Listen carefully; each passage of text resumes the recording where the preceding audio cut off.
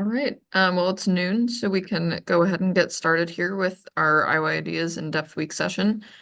Welcome to our Thursday session for Iowa Ideas in-depth week on homelessness. Today's session is on housing for vulnerable populations. Thank you all for joining us. My name is Marissa Payne, and I'm a local government reporter here with the Gazette, and I'll be the moderator for today's session. And thank you to Iowa Ideas presenting sponsor ITC Midwest. First, before we dive into things, I'll introduce our panelists here with us today and have them go around and talk about what they do. I'll start off with Jennifer.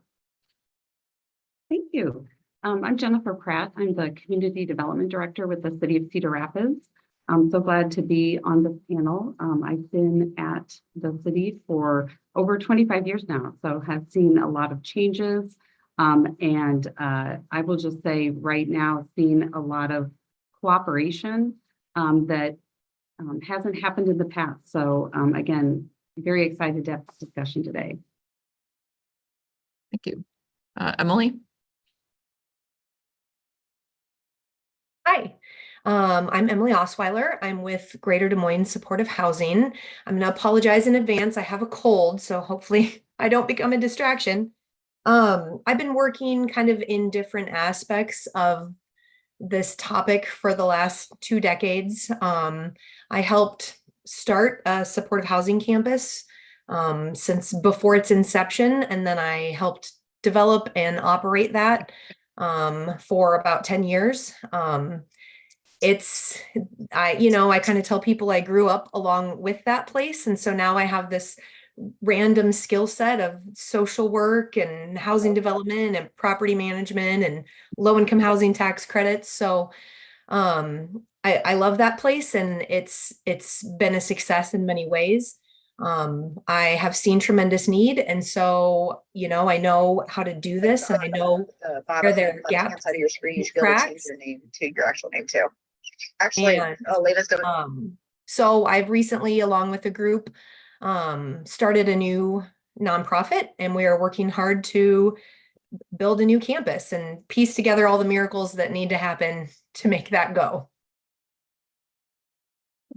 Thank you. Jodi? Hello, I'm Jodi Stumbo, and I'm the president and CEO at the Bridge Home. Our main campus is located in Ames, Iowa, but we do serve Story, Marshall, Boone, Greene, and Hardin counties. And we are a nonprofit that takes people from homeless to housed. Alrighty. Christine? Hi, I'm Christine Hayes. I am the Director of Development and Communications at Shelter House. Much like Jodi, our work involves both prevention, shelter, and housing the people in Johnson and Washington counties. And much like Emily, a bit of a Jane of all trades, master of none. My background is in law and urban planning, and have come to this role with a lot of gratitude to be able to use the skills that I've acquired in a lot of strange place to have real talk about what we're looking at, both in our community, in our state, and nationally, in terms of the real uphill battle that we face. Yeah. And Karey, if you could introduce yourself. Well, I finally made it, so that was good. So I'm Karey Chase. I'm the Vice President of Community Impact at United Way of East Central Iowa, and really got involved in housing as we were coming out of 2020, and our community really was saying that housing is the biggest need, and so as a funder and we try to meet those needs, and so that's where we kind of joined the March Forward with Housing. Yeah, well, thank you all. We have a very full panel with a lot of expertise here, so I look forward to the discussion. To dive into things, I mean, we know Iowa has an affordable housing shortage. How exactly did we get here, and how does this lack of affordable housing contribute to the homelessness problems that our communities are facing. Perhaps I'll start with Jennifer from the city development perspective. Absolutely. And I'm sure others will talk about specifically in their communities what they're seeing. In Cedar Rapids, unfortunately, a lot of these issues are related to disasters. So we've seen the flood of 2008 that literally took out a significant amount of our affordable housing that was near the river.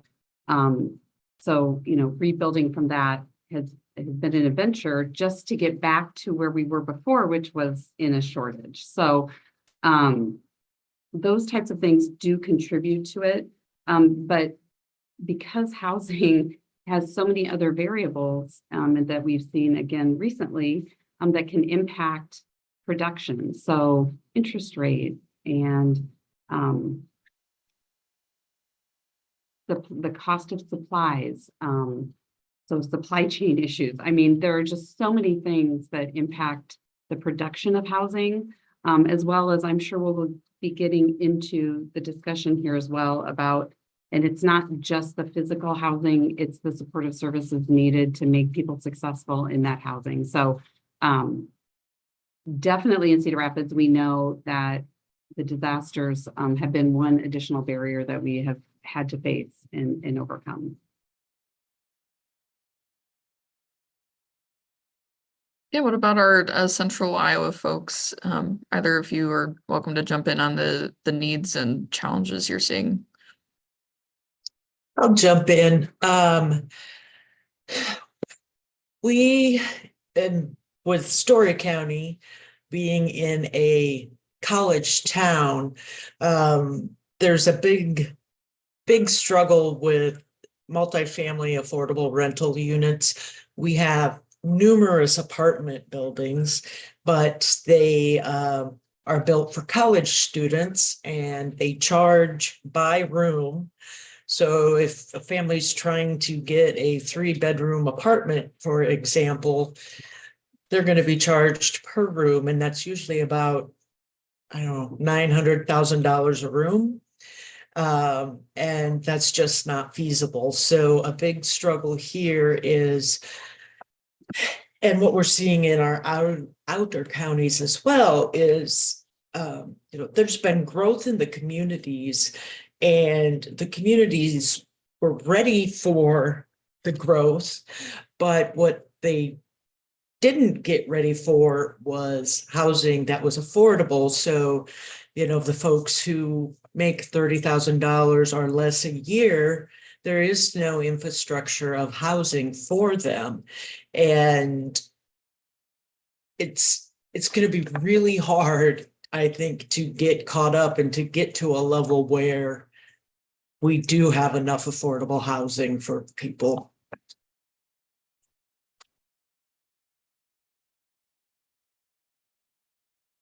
Yeah, Christine or Emily, Karey, did either of you have anything to add?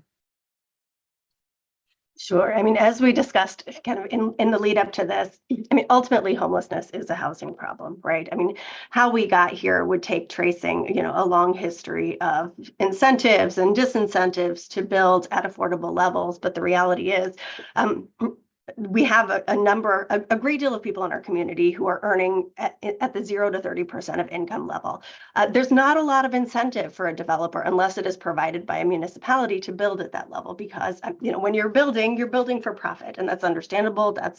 We have some great development partners who have been part of why we've been able to do some of the projects that we do. But to be able to create that stock, the housing stock that's needed for folks who are in extreme poverty, there has to be an external incentive that's provided on the behalf of a community. However it is that happens, because otherwise, we have such an incredible shortage of housing stock at that income level that there's a lot of work to go to catch up to the need. Yeah, so I mean, in Iowa, some of the greatest need for housing, as we kind of alluded to, is in that 0 to 30% area median income range. I believe it was some like 55,000 units that there will be a shortage of by 2030 in Iowa. but generally when we're serving that population, we also need supportive services and intensive case management to support our neighbors there. So when we're building housing that is that deeply subsidized, why is it so important that we offer those services with it? And Christine, perhaps you can speak to that from the shelter house experience. Sure. Yeah, I'm happy to start with that. As Marissa probably asked me to start based on the permanent supportive housing work that we've done in the past few years. So in 2019, we opened the state's first Housing First building with 24 apartments. We have another 36 that we opened in 2022, and it's for people who are exiting chronic homelessness. So when someone has been outside for long enough to meet the HUD definition of chronic homelessness, it's not an easy transition to just hop back inside and suddenly have shared walls, have neighbors, have common spaces, and without fail, there are a number of transitions that have to happen to get someone comfortable in that space.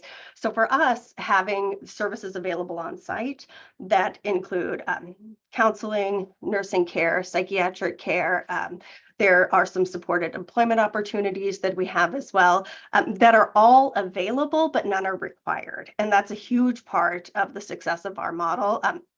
It's not our model, of the model that we follow, this housing first approach, because people don't make change. You don't make positive change by force, right? And you certainly don't make positive change when you're exiting a crisis. When I'm in a crisis, that's not when I think, I really should eat more vegetables. Positive change doesn't stick when you are in survival mode. So despite having zero requirements of those of participation in supportive services, we actually have 100% participation. That speaks to folks' ability to understand and recognize exactly when they're ready to step into whichever service they need, whether it's counseling, whether it's working with a medical provider. But that speaks volumes to the way that positive change can happen when you allow someone to respect their agency, to respect their autonomy, and to allow them to make those choices when they're ready. Yeah, and I'll add to that as well. It really is about the client or the family and where are they at in their experience with homelessness, and knowing it may take them some time once you get them housed. It may take them some time to really kind of decompress and get out of that, that really fight or flight mode, survival mode that they've been living in. And until they're kind of through that, they may not be ready to take advantage of some of the services that we offer. But it is so important that when they are ready, that we are there and those services are there. One of my kind of eye-opener moments with one of our clients, we had got them into supportive housing, and it was a couple, and it was the first, really first time they had been in their own place. And the caseworker went to visit them one day, and there were like wires strung across the wall into another room. And the caseworker's like, well, what are you doing? And they're like, oh, and they were so proud that they had a outlet that wasn't working. And they figured out how to, string some things over and get it there working. And they didn't realize that they just needed to call the property manager and they'd come and fix it. They had probably spent a lot of time living in apartments that were slumlord and nobody would come fix it. So being there and understanding what they need and teaching them how to be a good tenant, is just really important to them being stably housed, and then getting them the other services they need for healthcare, mental health care, substance issues. One can't happen without the other.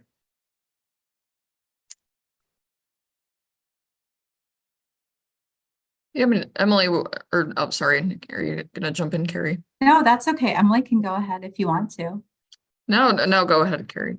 Well, I was just gonna, obviously, I am not a direct provider, but I do think the one thing that I'm really proud of in our work, and Jennifer is part of this as well, is that Lynn County has the Alliance for Equitable Housing. And so part of what we've been able to do is bring anyone who is working in that housing realm and leverage the existing work that's already happening to be able to really think through what are possible solutions and barriers. And, I think the biggest thing for us is it kind of gave us a North Star of really where we needed to go and how we needed to get there. And specifically to our homeless population, I completely credit Jennifer and her team at the City of Cedar Rapids, because they did bring in the National Alliance to End Homelessness to really be able, I think, for us to kind of do the deep dive we needed to understand is that it is not only on our programs to be able to help with this issue, it's a system issue. And we all have a part, and I'm sure we'll kind of get into some of those things later. But I think that's one thing that I'm really proud of that we have found really to work in our community too, as we move forward in solutions.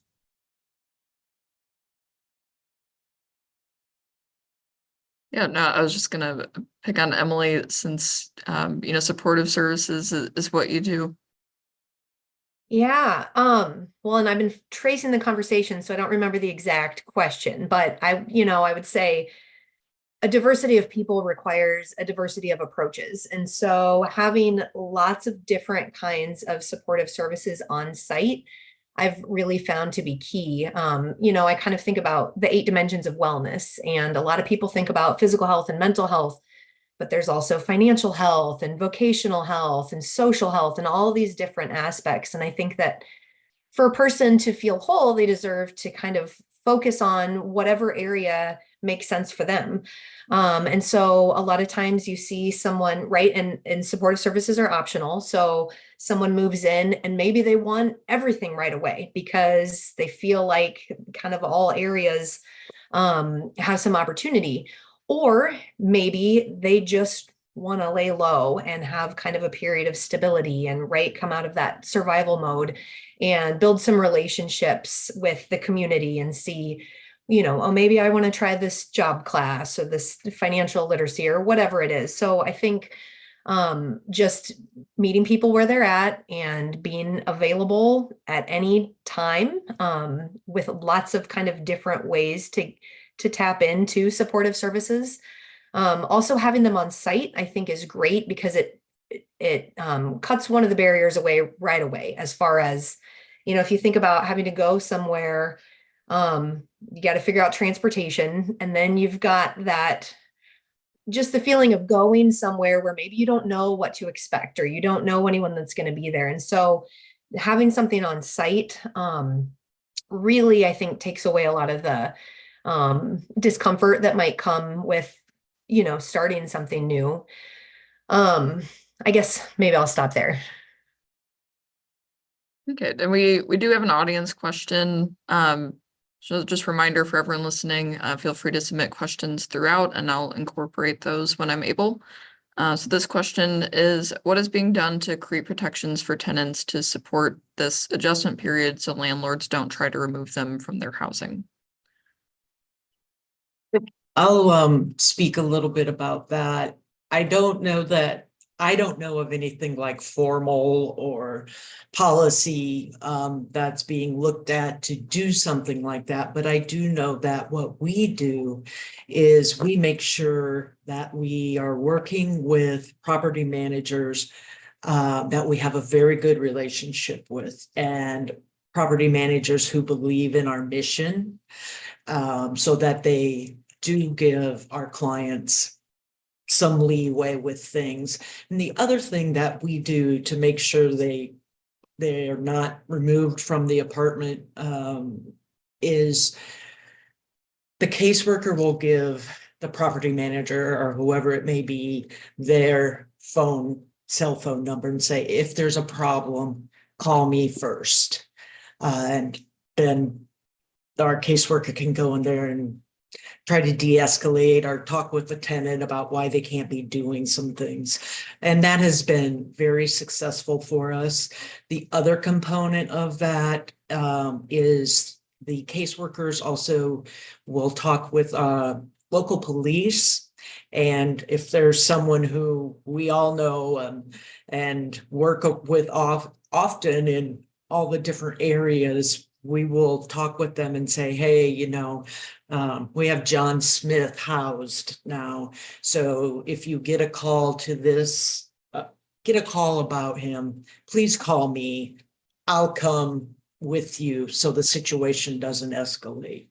And that's been one way we have just kind of programmatically developed some safety measures to make sure that they aren't getting removed from housing if it's just, you know, 1 or 2 first infractions that may be happening. Yeah, and I believe Johnson County is doing a pilot or something using ARPA funds to offer a risk pool. Yes, so we worked with the city of Iowa City to start a housing stability pilot program. And yes, a part of that is that risk mitigation fund that helps landlords have a bit of an incentive, financial incentive to rent to folks who might have a poor rental history, poor credit history. So that's brand new, just started. In addition to that piece of it, you know, much like Jodi, in addition to our permanent supportive housing that happens on site in our Housing First, the 60 units that I was talking about earlier, we have nearly 170 scattered site permanent supportive housing households who are receiving that same level of service and have access to that same level of service despite having market rate housing, that market housing that's supported typically by a voucher that permits them to afford that apartment, but having that same access to a case manager and those same services as well. You know, in addition, I guess I should probably say a little bit more about the housing stability pilot, since that's actually why you asked me. There is also a RentWise program. RentWise is kind of a 2-part program. One side is for, wow, hands look funny with the with the background. I'm going to put my hands down. One part of that is for tenant education, and the other part is for landlord education.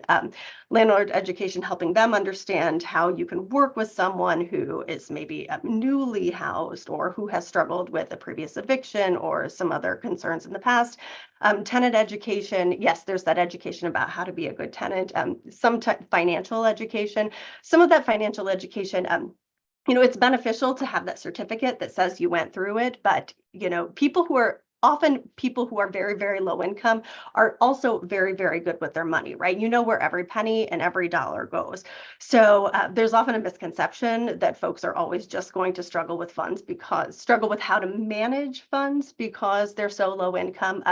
But more than anything, having a piece of paper that says, no, I know how to do this, folks. You know, you can trust me. I'm not going to get it all right. Hence the continued access to case managers for our scattered site individuals and households. But, you know, it takes a many pronged approach to be able to keep folks in stable housing when the situation had been so precarious previously. I would just add, you know, from the city's perspective, I think that's been one of the shifts that has been so necessary, is making sure that we see those landlords as a resource, as an asset. I think in the past, there's sometimes, you know, the negative connotation with that. And again, the city of Cedar Rapids started the Safe CR program that really requires the landlords to be licensed. And it always is a balance, because we certainly want to provide affordable housing in Cedar Rapids, but we also are very committed that substandard housing is not affordable housing, so that we're ensuring that people are in safe environments.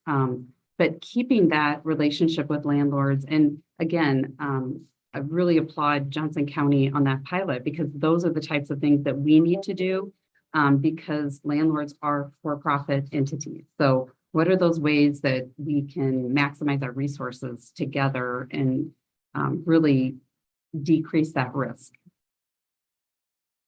And I should, I'll just add in, I'm sorry, Emily, gonna bop right off of what Jennifer said.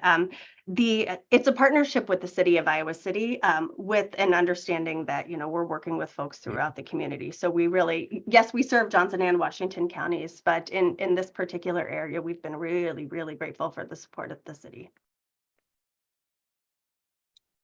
I was just going to jump in because my experience is being both the landlord and the supportive services side. And I know it's a delicate balance, but I think my experience has been that that's very successful to have kind of two separate departments, so to speak, a property side and a supportive services side, but that is working together for your benefit. So all under the same nonprofit. The goal is to keep people housed. So that's the property manager's goal as well. And so with that, you know, thinking about maybe in a typical apartment, a property manager might, oh, your unit's becoming a health or safety issue, or behaviors, or, you know, whatever you think a landlord might start to kind of focus on. We can go to the case management side and say, hey, this unit is becoming a health and safety issue. Let's figure out, maybe the person doesn't have cleaning supplies. Maybe the person doesn't have the life skills to know how to kind of upkeep an apartment. Maybe they need a storage unit, you know, whatever it is, the case manager then can kind of help. And that buys time. And it also kind of gives the other side like this, you know, we want to be the home of the second chance and the third chance. And so working as a team to figure out, well, we can't have it in this condition. What are we going to do? And if this doesn't work, you know, what else do we need to do? Yeah, just for our Lynn County viewers, I know Lynn County is engaged in conversations about how to offer a similar sort of risk pool to, you know, kind of lessen that perceived risk to landlords when they're renting to some of these higher need populations. So stay tuned. I'm sure at some point I will be writing about that. We have an individual who would like to know, how can we receive updates on how the pilot program is working in Johnson County? Typically, updates come certainly annually, you know, with our annual report. So, you know, for folks who are, I know we're talking about the issues, but I'll just plug the Shelter House newsletter because that's how we distribute it, right? So shelterhouseiowa.org, you can subscribe to the newsletter there. Otherwise, you know, it's constant conversations with folks like Marissa who call from the Gazette, or, you know, Zach who calls from IPR. You know, those. We're fortunate to have a local news team or media team, whether they're print or radio or television, who is paying attention, and that provides a lot of opportunities to share the stories about not just the housing stability pilot program, but all of our work and the work of, you know, the other agencies in our community and, you know, across the state. Thank you. Another audience question, what do you do to help neighbors not in these programs understand how to be supportive and understanding of people transitioning out of chronic homelessness? Do you engage with neighborhood associations or other neighborhood groups? I can let Jennifer start off because I know this was a point you wanted to touch on. So. Yeah, absolutely. And that's actually, you know, those neighborhood associations become a good resource as well. So making sure that there's outreach and constant dialogue with the city is very important. Again, to make sure there some of those unknowns are talked about, and so to just alleviate any of those concerns, you know.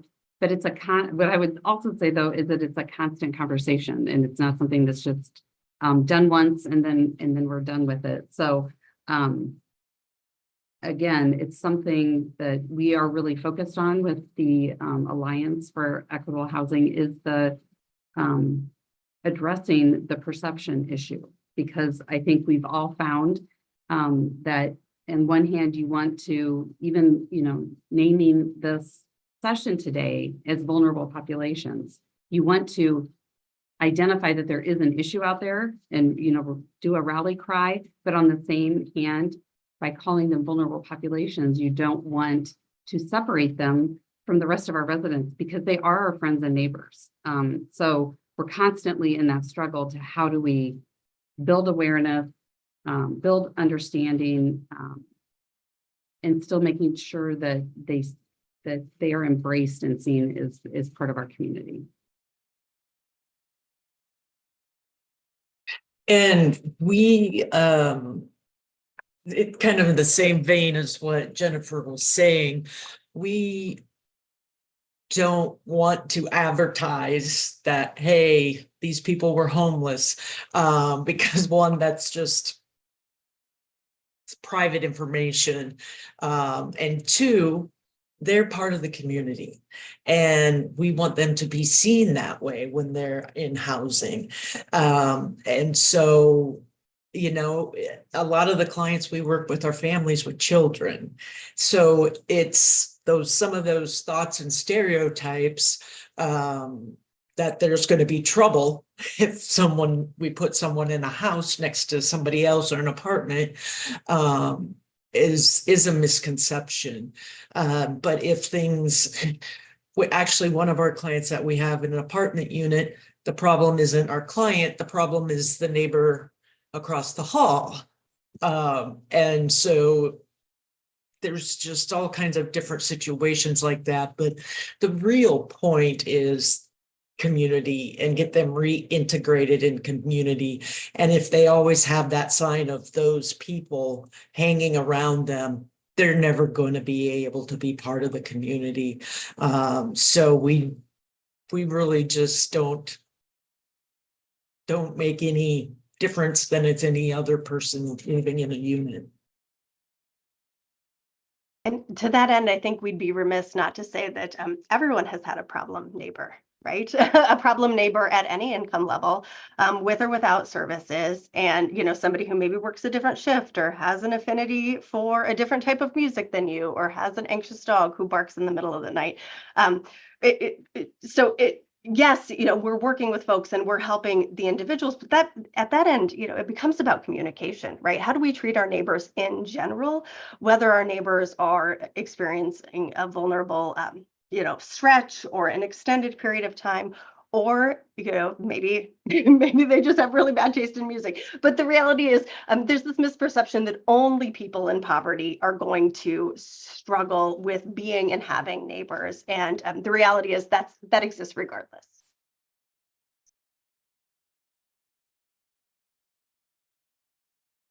And so I think, you know, we've talked a little more about, you know, on the construction side of things, the challenges we're seeing with getting this housing off the ground.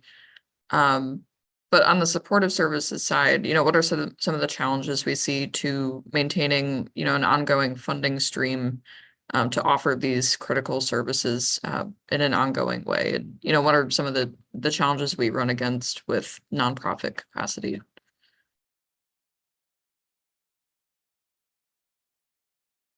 Whoever would like to jump in first. Maybe I'll jump in. You know, funding is always an issue. That's the world we live in when you do nonprofit work. But as far as another issue that we face is access to some of the services. For example, mental health. We all know that it's very hard to get into any kind of mental health treatment or mental health services, and to get our clients into that, when they want to be working on that, just the capacity for those services is a big struggle. You know, even healthcare, when it's folks who don't have insurance, that's a big struggle too. So Johnson County, those guys are doing amazing things over there. I tell you what, I'm so impressed with what they're doing over there. And they have really come together and are looking at the whole of the issue and not just pieces of it. And I think that's what we need to do as communities, is to look at it as a whole. Because if we have a client who's, you know, in a trauma situation and they're needing mental health support right then and there's only so much our caseworkers can do. You know, they have training in mental health first aid and those things, but they aren't a professional mental health provider. And when the person might have to wait at the least 24 hours for somebody to talk to them, or weeks for somebody to talk to them. That's a big challenge, to be able to get them to the services. And it's really hard not to have this conversation without talking about the limitations on funding streams, period, right? It's really exciting to build a building, and it's less exciting to provide the continued funding for the supports that happen inside the building that ultimately are what make these programs successful. So, the ways that we are beholden to funders in terms of looking for the funding, finding the funding, spending it obviously according to all of the limitations of the grant, but also then remembering that whether we're able to provide services in our community ultimately depends on whether someone's willing to fund it.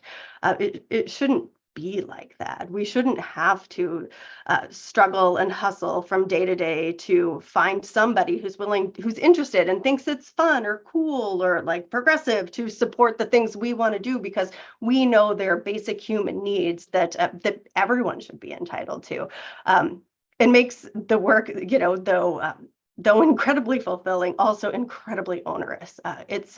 It's a real struggle from day to day to figure out how we're going to make ends meet next year, and then the next year, and then the next year. And again, I know the nonprofits are constantly working this on a day-to-day basis. And again, I just cannot imagine the struggle of doing that and the resources you use to piece this all together. Because I will say, again, from the historic perspective, funding sources have just changed. And it used to be we had lanes. The city had a lane, the county had a lane, nonprofits had a lane. And it's just the landscape has changed. And, we have just really found that there is no way that anybody can function on their own in this system right now, that it just takes too much leveraging of different resources, and nobody can do that on their own. So again, when I started this and said, I'm very optimistic because the level of collaboration that I'm seeing now has never happened. Unfortunately, the reason that is happening is because of the lack of funds, and it's just necessary to get things done. So I just don't know that anyone who doesn't see these activities in motion really understands the level of resources and energy we are using just to piece it together to do what we're doing on a daily basis. So I'll just add to that a little bit, just bringing in a funder perspective, since I am United Way as a funder. I 100%, my background is in nonprofit, so I 100% know and understand the trials that it takes to be able to braid funding together to make a program work. So I do think it is our responsibility, especially as philanthropic funders, to be more flexible in that funding. You may not get, government funding to be flexible, but that is our responsibility. And so I do think it just, we have taken that we are a capacity building grants. We'll do capacity grants. We'll pay for, anything grant wise that your program needs, and have that flexibility, as we know that that's the role we play. But I also think that it just continues to be funder to funder responsibility to be able to educate and encourage that as well, because continually we see that as well. People generally want to fund the flashy fun things, like Christine says, and not the people that are doing the work. And we know it's the people that are making the impact on this. So, just knowing that we're not there yet, but I do think that that's something specifically in Linn County we're continually trying to address and help local funders kind of understand that this is our need to be able to do this.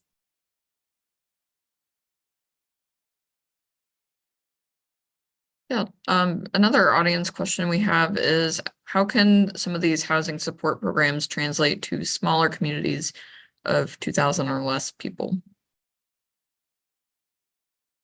I will talk about that because we have very rural communities in, Boone and Greene counties, Marshall, and even Story. We have, Ames, but there's a lot of small communities around in Story County as well. And we've had good, we've had much better luck in finding people to support or help out with our housing programs in the outer communities. And we have had a lot of success in some of the smaller communities in getting people housed in those communities. One thing we are seeing in some of the smaller communities in Boone, for example, a lot of their affordable units, their rental units, are being bought by these large companies that aren't in the community. And then that presents a problem as far as access to the actual people who own the property and working with them to help folks. But we have been able to take our programs and utilize them in the smaller towns as well as the larger communities we serve. The larger problem in some of the rural communities is really just letting people know we're here and we can help them. Things are much more scattered in those communities, but the supportive housing, it does translate to any size of community as long as there's housing.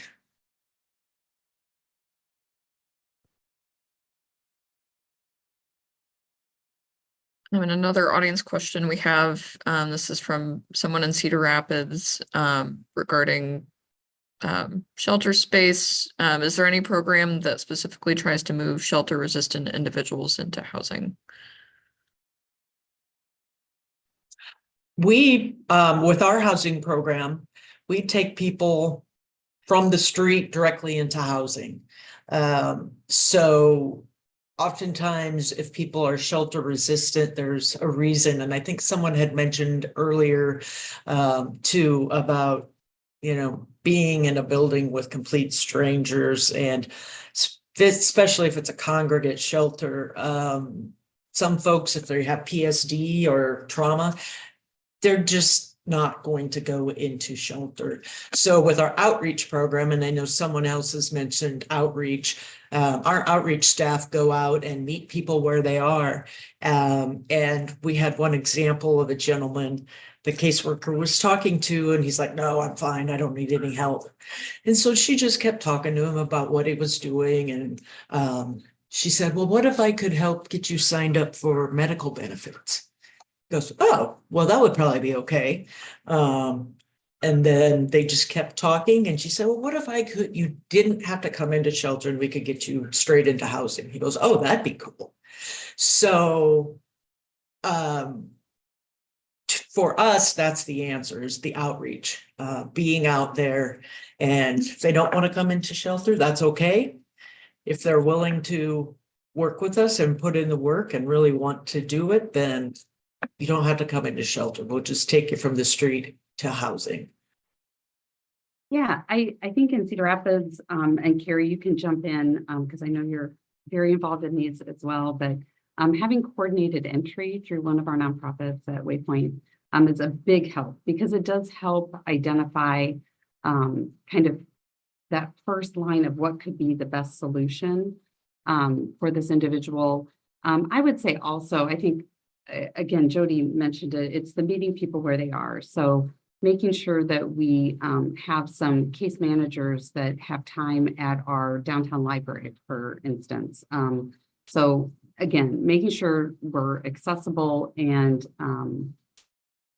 able to just start building those relationships has been, again, a big help. And Karey, if you can think of anything else, please jump in. I just, I go back to when the National Alliance on Homelessness came, they spent 2 days with community leaders and kind of gave us the rundown of ways that we could improve. But one of the things that they had us do was go through, it wasn't a game necessarily, but almost a simulation where you saw all the different services potentially that can happen around homeless people experiencing homelessness. So there could be, you know, starting with diversion all the way to rapid rehousing to potentially shelter, permanent supportive housing, you know, the whole gamut. And really what it helped me have a visualization, just not being in that realm as a provider, was to see where those roadblocks happen or where you're just are bottlenecked and are not able to successfully move people. So I think from just a systems level, that was a really big eye opener for us to understand, do we know our actual population and makeup of our individuals that are currently experiencing homelessness? And are we matching those with the right and necessary interventions at this time? And I think that's one of the things that we will be moving towards. So I'm excited about that. But I always think back to that, and I wish I remembered exactly what it was called, but it was a definite experience and eye opener to be able to see that. Although I can't speak to Cedar Rapids, obviously, I think it's hard not to speak to some of the structural barriers that have been imposed from a state level for folks who are shelter hesitant or shelter resistant, but they are willing and able to access housing because when I say able, I mean theoretically able, as in someone, our street outreach, I say team, but it's really one person, has built some really fantastic relationships across the community. Probably in large part why our point in time count is so we're so confident about the accuracy of it is because of those relationships. But when somebody doesn't want to come to shelter, there's a reason for it, right? There's somewhere with a desk, front desk, and somebody who looks like reception is intimidating because of something that's happened in their past, whether it was at a school or an office or another shelter or our shelter, you know, wherever it was that happened, that's really real. So it's our responsibility to go out to them. You know, we talk, we spoke a lot kind of in the fall about there was a fire at an encampment in Iowa City, and there were 13 individuals at that encampment. On the day that the fire happened. It's kind of the most it's ever been. It fluxes, obviously, because that's, you know, that's typically how it works when folks are sleeping outside. More than 90% of the people who were there had a housing voucher and had been denied more than 30 times over the 3 weeks prior. So we're talking about, you know, we have this understanding in our community of the will to get people housed. We're creating systems that allow, you know, somebody who's really good with people and really great at building trust to get out there, to build that trust through quiet offerings. Hey, do you need some water? Hey, looks like your sleeping bag has some holes in it. You know, can I help out? And then just asking them what they're ready for. And then when we find out that they're ready for housing, and then they get rejected over and over and over again, you know, how much do we want to put these people through? And so much of this is, it's hard not to point to some legislation that's happened at the state level that, you know, went into effect January 2023 that permits source of income discrimination in communities. We've seen significant increases in both shelter uses and in outside people sleeping outside since January 2023 over previous years. You know, it's you know, you know, Jodi, Jennifer, Emily, Karey, like we're all doing the things that everyone expects us to be doing to connect people to housing. And there's a barrier in place that says we don't have to take you. So we're not going to. And that circles back to preconceptions, misconceptions, ideas about what it means to be in poverty, individualism and assuming that it's the person's fault. But the reality is we just can't connect them to somebody who is willing to say yes to that voucher because they're allowed to say no just because of that voucher. And that is spot on. That's a huge, huge problem. And that's one of the reasons that we have started just building our own housing. And Emily, I believe, has mentioned, you know, having both components is because then for some of those folks who are hard to house and they have a voucher and people won't take it, well, we know we're gonna have someplace we can put them going forward. And we can't build our way out of it alone, right? I mean, we have 60 units that we've built, you know, and it's amazing that you're doing it and that Emily's doing it in her community and we're doing it in our community. And Cedar Rapids has done some really amazing things in partnering with local nonprofits to build and to make things happen. But why does your agency have to do it? We should have that access, and the amount of dollars that we're constantly coming to the community and coming to funders to ask for to build our way out of something when we have vacancies, right? We have vacancies in the community. They're not at affordable levels, but they're there. There's a disconnect. Definitely. I love when you pointed out in our little pre-meeting, just what you've said. Why is all of it fall on the nonprofits to do? We shouldn't have to build our own apartments, but we do. Because we all know how to get stuff done, right? I mean, if it's not happening, we figure out how to make it happen. But but whether or not somebody in my community or your community or Emily's community has access to housing shouldn't depend on whether or not I'm a good grant writer. It's a human right. Like, people should have access to their basic needs. Yeah, I think it's important to offer people some takeaways for all the work that's been done by nonprofits or the city here, how they might be able to replicate some of that in their own communities. Jennifer, if you could perhaps talk about some of the partnerships that Cedar Rapids has done to bring some of this housing online, that would be great. Absolutely. And again, I get it, and I don't see any into the soon where we are all having to do what we can. So again, in the city, we have a project we call the Heights. We're super excited. It'll be opening up in March, but it's 25 units that we're very excited about. But we had to get, I think, 4 or 5 federal grants to pull that together to get the funding to do that. So then again, think of all the administrative time. So definitely keep scraping and finding the resources as they become available. We can't leave those on the table. But long-term, again, building the relationships with the landlords that can provide some of their resources, continuing to partner with nonprofits.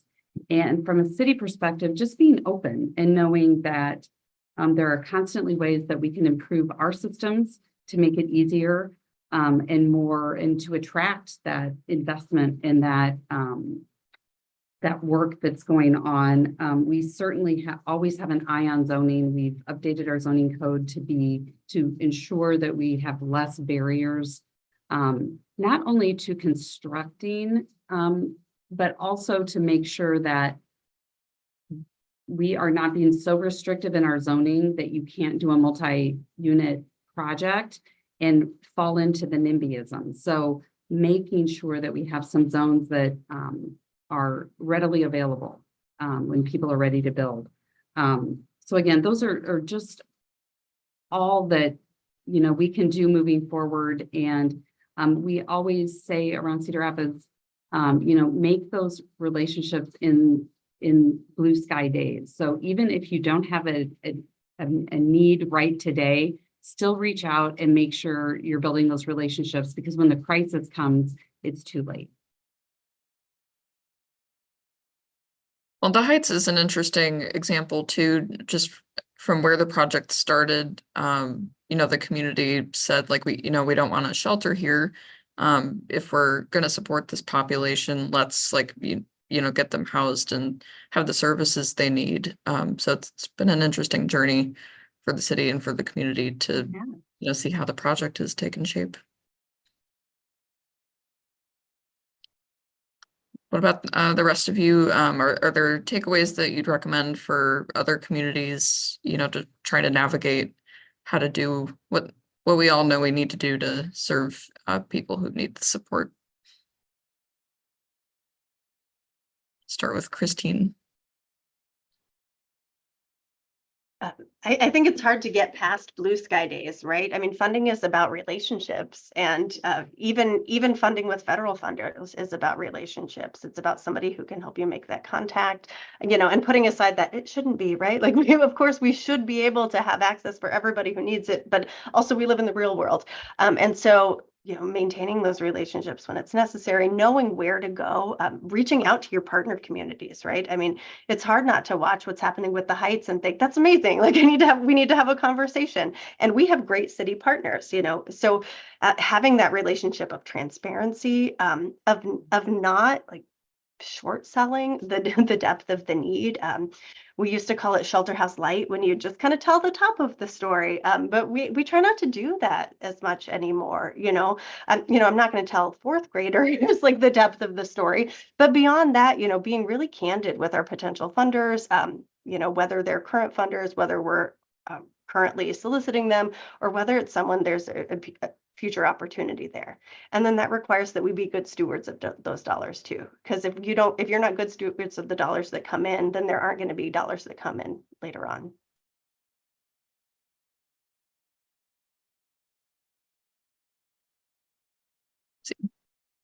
Any of the final three of you, welcome to hop in. Sure, I will hop in. I think an important takeaway is ties a lot onto what has already been said, but it's about community, and it's about educating the community. Someone had said earlier, things have changed in the world of community members being unhoused.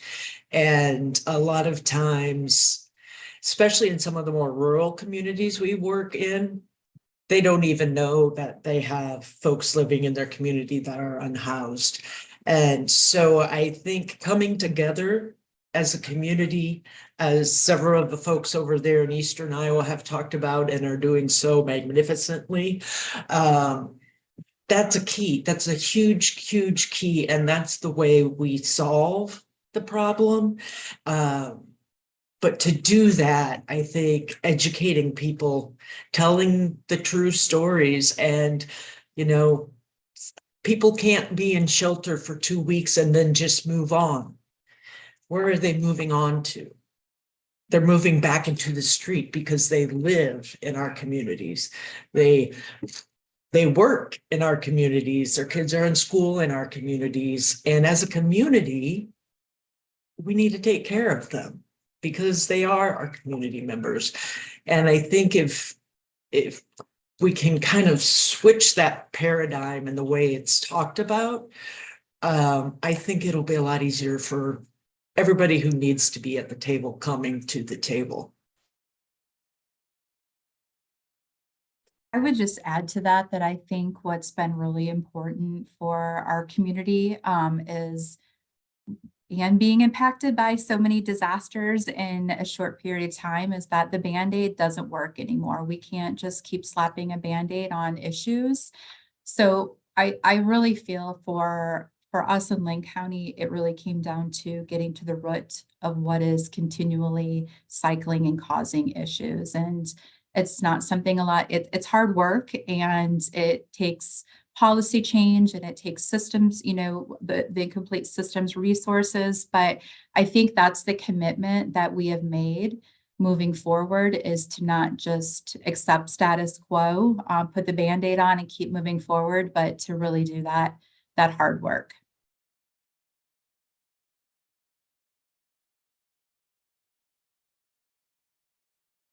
Yeah. Well, I know we're close to running out of time here. So if there's nothing else that Emily or anyone else wants to add before we sign off here, I'll just wrap up by thanking our panelists and those of you in the audience. And I really appreciate all the engagement and the questions. And thank you again to our sponsor, ITC Midwest. Please join us for our last session of Iowa Ideas in Depth Week tomorrow, which will also be moderated by me. That'll be on policymaking to protect housing as a human right. All sessions from this week will be available for replay at www.iowaideas.com. And please save the date for the full conference on October 10th and 11th. And you have to join me because it's my birthday, October 10th. So it'll be like a big birthday party. So yeah, thank you all.